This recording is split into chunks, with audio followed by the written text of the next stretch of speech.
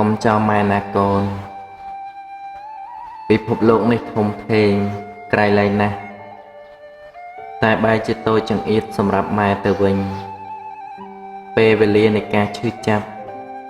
និងពេលវេលាទឹកភ្នែកក៏ចាប់ផ្ដើមជ្រែកចូលមកក្នុងជីវិតរបស់ម៉ែម្ដងហើយម្ដងទៀតភាពរីករាយដែលម៉ែធ្លាប់ឆ្លងកាត់ឥឡូវបានរសាត់បាត់ឆ្ងាយទៅហើយភាពសោកសៅក៏ចូលមកជំនួសវិញហើយទុក្ខសោកទាំងនេះបានคล้ายជាខ្សែក្រវាញនៅក្នុងចិត្តរបស់ម៉ែធ្វើឲ្យចំពាក់វគ្គមិនរកមុខស្រ័យមិនចេញឡើយជីវិតចុងក្រោយរបស់ម៉ែវេទនាណាស់កូនអើយកុំទុកម៉ែចោលទៅបានទេចាត់ទុកថាម៉ែសូមចិត្តកូនទៅចុះសូមផ្ដល់សេចក្តីសុខនាជីវិតចុងក្រោយសម្រាប់ម៉ែផងម៉ែចង់បានភាពកក់ក្ដៅពីកូនម៉ែចង់ហូបឆ្អែតម៉ែឃ្លានម៉ែចង់ហូបរបស់ឆ្ងាញ់ម៉ែចង់ឃើញមុខកូនម៉ែចង់រស់នៅក្បែរកូនមុនម៉ែលាចាកលោកនេះទៅកុំទៅចោលម៉ែអីណាកូនគេថាមហាសមុទ្រធំធេងវែងអន្លាយឆ្ងាយដែលនឹងមានជម្រៅមិនអាចវាស់ស្ទង់បានឡើយ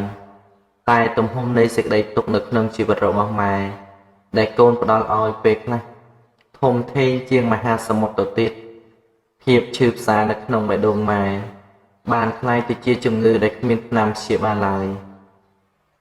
ហើយបើកូននៅតែទុកម៉ែចោលតទៅទៀតតើកូនដឹងទេថាជីវិតម៉ែនឹងคล้ายទៅជាយ៉ាងណារោគផ្លូវកាយកូនអើយងាយនឹងព្យាបាលទេតែរោគគ្រាំក្នុងចិត្តព្រោះត្បិតរូបកូនគឺពិបាកព្យាបាលណាស់គឺឈឺរ៉ាំរ៉ៃគ្មានថ្ងៃជាឡើយផ្ដល់ឱកាសឲ្យម៉ែតើបានទេឲ្យម៉ែទទួលបាននូវសេចក្តីសុខផ្លូវចិត្តផងតើបានទេកុំរវល់តែប្រចាំគ្នាច្រណែនគ្នាទុកម៉ែចោលមិនអើពើម៉ែនឹងដាច់ពោះស្លាប់មិនខានឡើយម៉ែតែមួយអាចចិញ្ចឹមកូនគ្រប់គ្នារស់ចុះហេតុអ្វីកូនគ្រប់គ្នាចិញ្ចឹមម៉ែម្នាក់តែមិនរស់វាមិនអយុត្តិធម៌ពេកទេឬសម្រាប់ម៉ែមិនប្រាថ្នាអ្វីច្រើនពីកូនទេម៉ែសូមត្រឹមតែបាយមួយចំអែតក្រពះ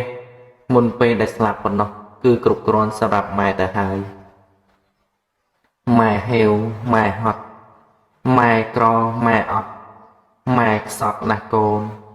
ម៉ែសែននឿយណាយកាយម៉ែស្ទើរសូន្យ